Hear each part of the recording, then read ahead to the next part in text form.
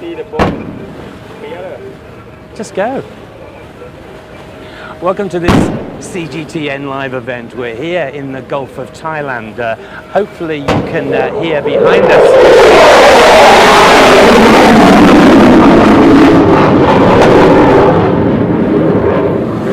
A gun salute from this ship and also a fly past by an F-16 fighter from the Royal Thai Air Force.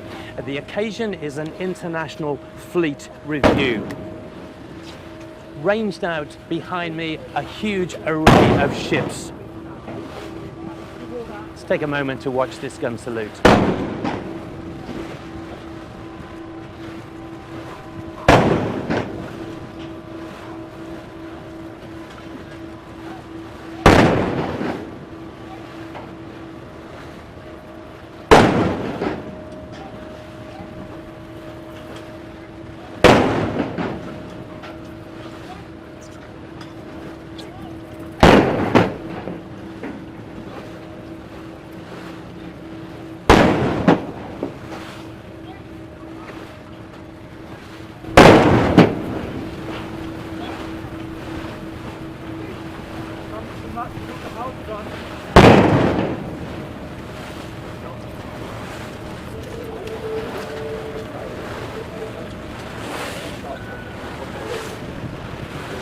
Okay, I think that's 19 gunshots in salute in total. That officially marks the opening of the International Fleet Review. The reason that all of these warships are gathered here in this massive display of naval firepower is to commemorate the 50th anniversary of the foundation of ASEAN, the Association of Southeast Asian Nations. This is an event primarily put on by the ASEAN navies. There are 10 countries in ASEAN. It's countries like Thailand, where we are, also their neighbors, Singapore, Malaysia, Indonesia, Vietnam, the Philippines, and all of the countries of this region.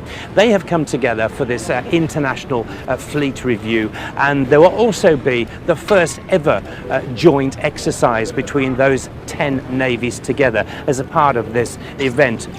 What's significant also, though, is not just the ASEAN navies who are here, but the guests from invited countries who have chosen to send representative ships to this event.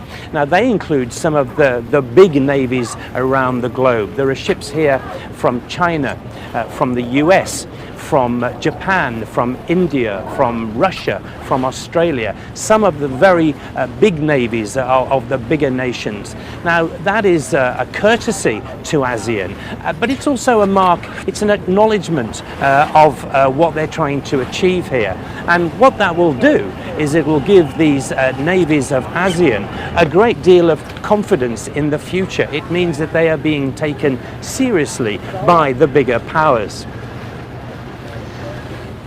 What's happening at the moment is that the inspecting vessel, which contains the Prime Minister of Thailand, Prayuth Chan-o-cha, and other senior officials of the Thai government, they are inspecting the fleet. They are sailing up and down the line of these ships, and they're receiving salutes from each vessel as they pass by. It's a long established seafaring tradition to show respect in this manner. We are following on behind the Prime Minister's vessel, and it's a unique opportunity to see so many of these Navy ships from ASEAN and from wider afield up close.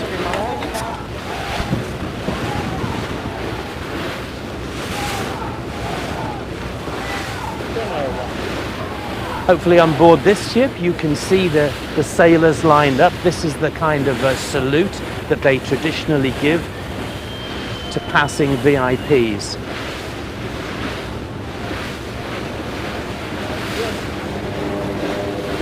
Oh, here come more aircraft. A fly past by 3 aircraft. They'll fly over the assembled fleet. These are travelling a little slower. Hopefully we can show you these.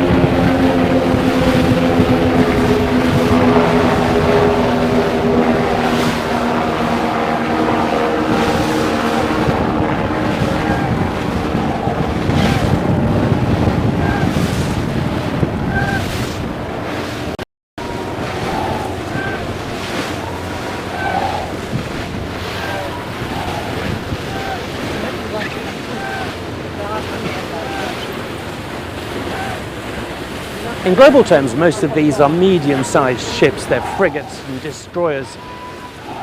Further ahead, there is an aircraft carrier which belongs to the Royal Thai Navy, the principal ship of their fleet.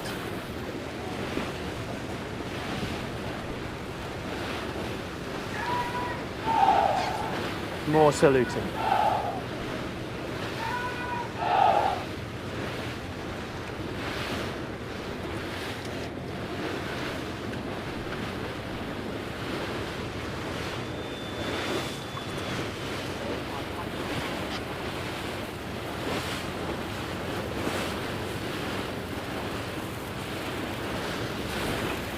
Now, traditionally, Southeast Asian countries and the navies that they support, in global terms, aren't particularly powerful. These are relatively small countries and they have relatively small navies, and they don't possess a huge amount of firepower on the global stage. But the plan now, in its very early stages, is that maybe those 10 navies of ASEAN could come together and could form an ASEAN maritime bloc. Now, following this fleet review, there is going to be the first ever joint exercise of those 10 ASEAN navies. That will give them the first opportunity to try to work together, to try to test their interoperability, to try to test their ability to work alongside their neighbours from neighbouring countries. If they can achieve that, and if they can go forward, then the possibility of forming not 10 small navies, but maybe one combined navy of 10 nations suddenly becomes a completely different picture. It's a whole new ball game, and it gives ASEAN a sense of power and security that it certainly has not had at any time before. ASEAN has been in existence for 50 years, but principally it's been an economic and a trade and a commerce association. It's only in recent times that they've started to move towards some kind of joint security capability.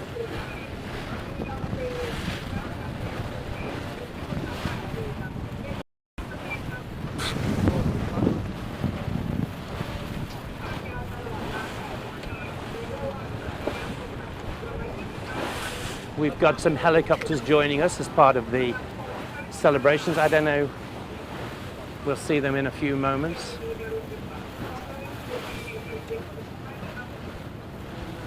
So this is very much a commemorative occasion, but it also has a deep significance in security terms. Bringing all of these ships together will greatly enhance the feeling of worth of the ASEAN navies. It's a massive gathering of ships. All of the ASEAN navies are represented in one way or another. All of the 10 countries of ASEAN each have a navy. Even Laos. Laos does not have a coastline. It is a completely landlocked nation. But it does have a long stretch of the Mekong River on its border with Thailand, and it operates patrol boats, and that is the force for the Laos Navy. They're not here, they haven't sent a ship here to the sea, but they have sent senior naval officers to take part in joint talks between the different naval services.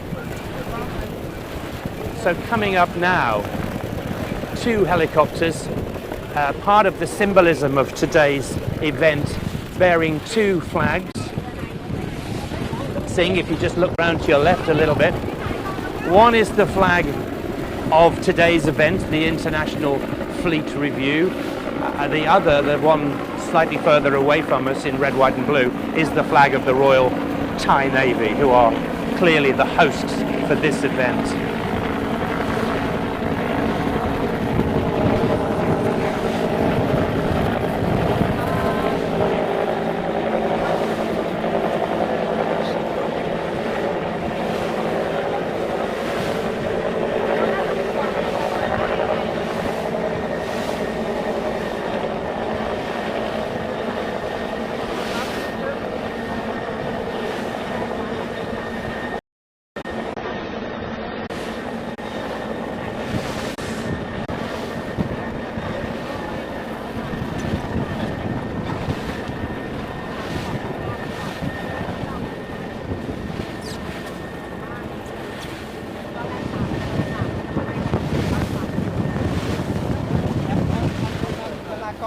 You can probably see the weather today is a little bit difficult. We had a huge rainstorm just a few minutes ago. Now it's very, very windy. We're also losing some visibility, but hopefully you can still get a clear picture of this impressive sight.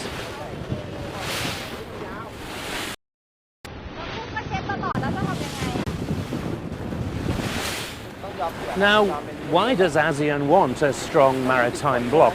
Well, because there are very real problems in this region that they have to deal with, and they're problems which are common to all ASEAN nations, so it makes sense if the countries cooperate rather than trying to tackle them individually.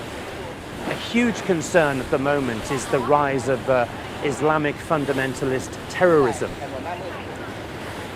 There's just been a 5-month-long insurgency at Marawi City in the Philippines. That cost more than 1,000 lives. Many people are concerned that Islamic State terrorists who are losing ground in places like Iraq and Syria may be switching their attentions to Southeast Asia.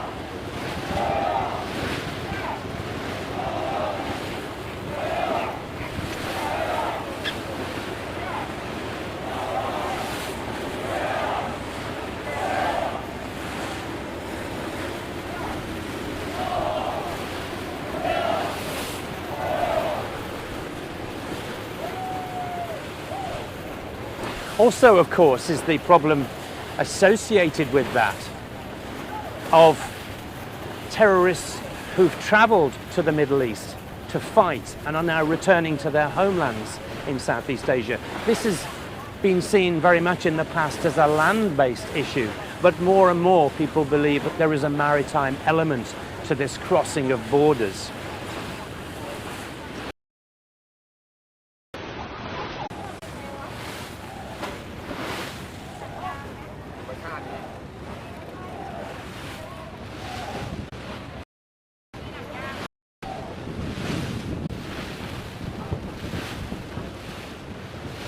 Let's see if we can see one more salute when we go past this next vessel.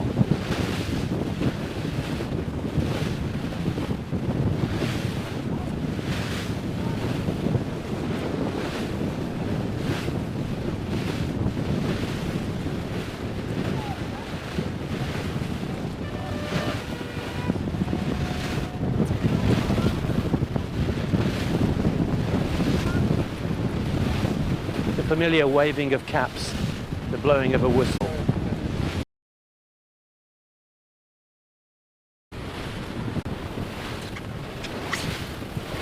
And another helicopter fly past. 3 more helicopters are now joining us as we pass through the lines of the fleet.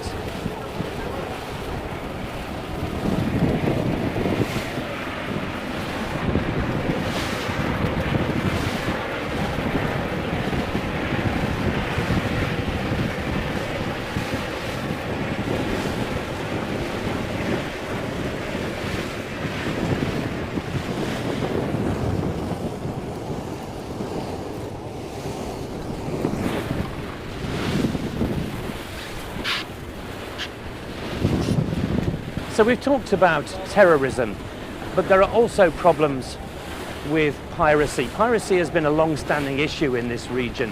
One of the worst hotspots in the entire world is the Malacca Straits, which passes between Indonesia and Malaysia. Already 3 ASEAN navies have combined to stage Malacca Strait patrols, which has made great inroads in trying to reduce the instances of piracy. But that is something which may well need to be extended.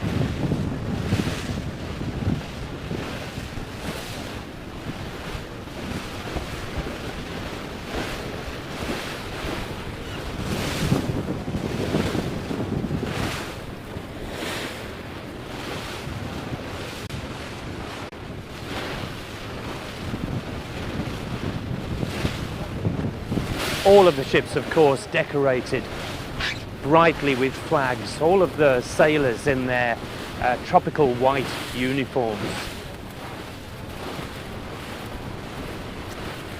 We think altogether on these 40 ships there are around 10,000 naval personnel from various nations who are taking part.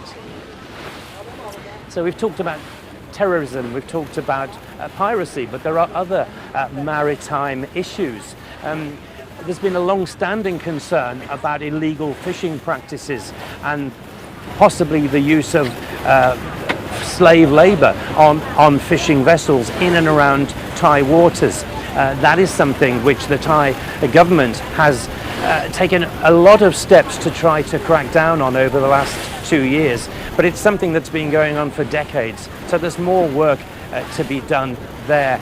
And of course, there's also been a long-standing problem of human trafficking.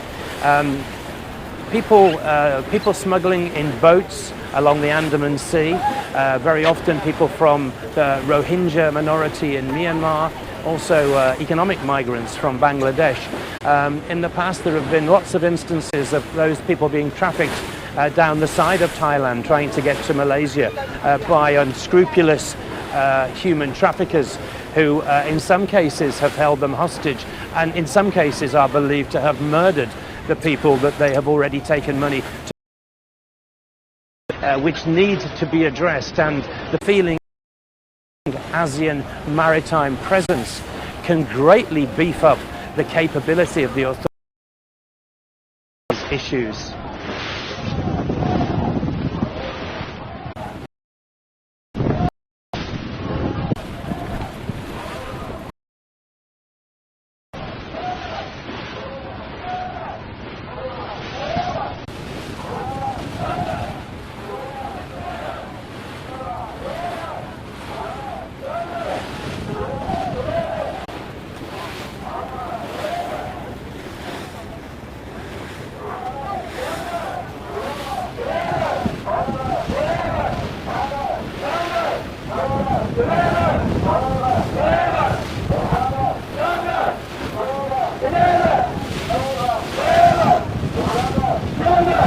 Rousing cries, quite an animated salute from this vessel.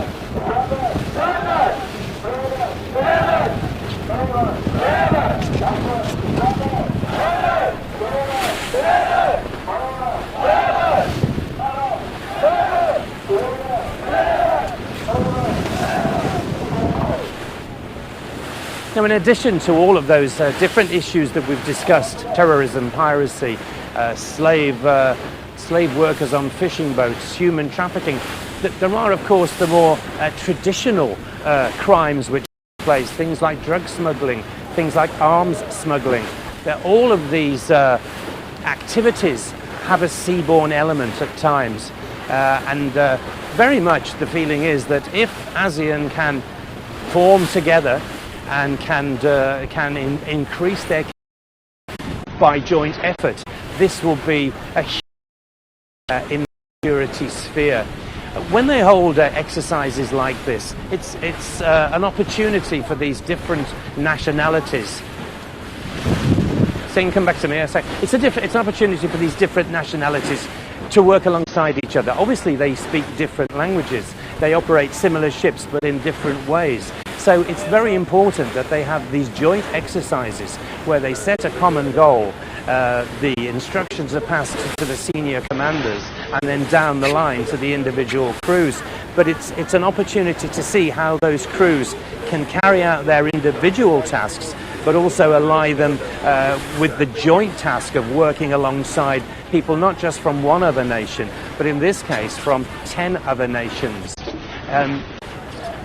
A lot of people are looking towards this to see whether what can be achieved. It won't be something that can be done overnight. ASEAN nations to date have been fairly independent and have tackled issues very much on their own or in small groups. So it's a big ask. It's quite an ambitious enterprise to try to bring 10 nations to take more than one exercise. But is an incredibly impressive, high-focused mission. But the real work will start when the joint exercise gets underway. The whole event is stronger together. They're very much trying to create a city. This is the ASEAN issued to everyone taking part. It obviously bears the words International Fleet Review 2017, which is what this vast array of ships that we're looking at now represents. And also, this is the reason that it's happening the 50th anniversary year of the formation of ASEAN. Stronger together is very much the theme that they're trying to pursue, and that's what they mean by bringing together the navies of 10 different nations to form a single naval bloc. We're just approaching now Thailand's aircraft carrier, the flagship of the Thai naval.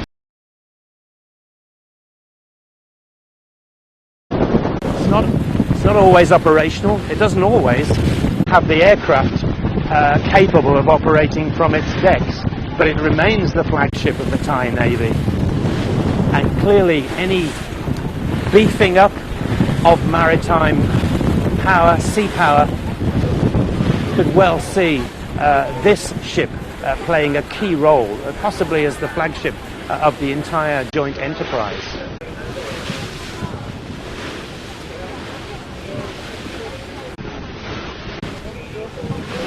There'll be a special salute to the Prime Minister of Thailand from this vessel.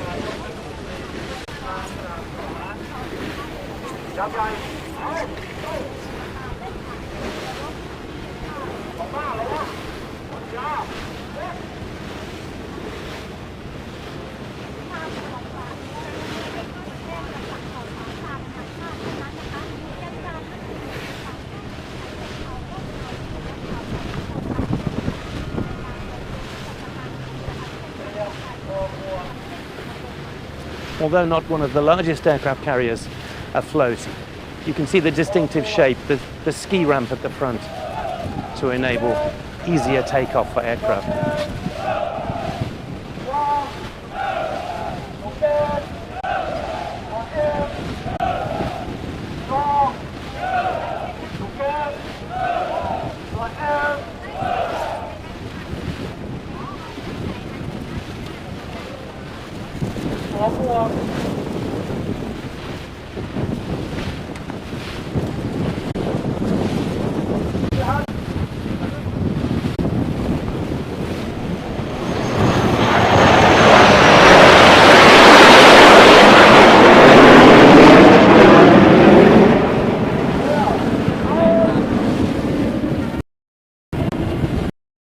Okay, the rain has started again, so if you'll forgive me, I'll put my internet on. Okay, so that's our broadcast from the International Fleet Review here in the Gulf of Thailand. We're very close to the headquarters of the Royal Thai Navy at Sattahip Naval Base, which is review base here. The exercise will be further out in blue waters away from the coastline. But we hope you've enjoyed this broadcast. It isn't very often that we get the chance to show you so many ships at such close quarters. I'm sorry the weather was against us.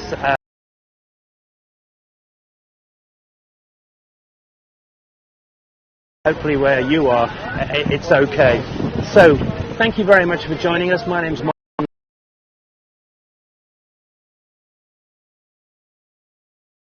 And indeed, they're invited guests. Until next time.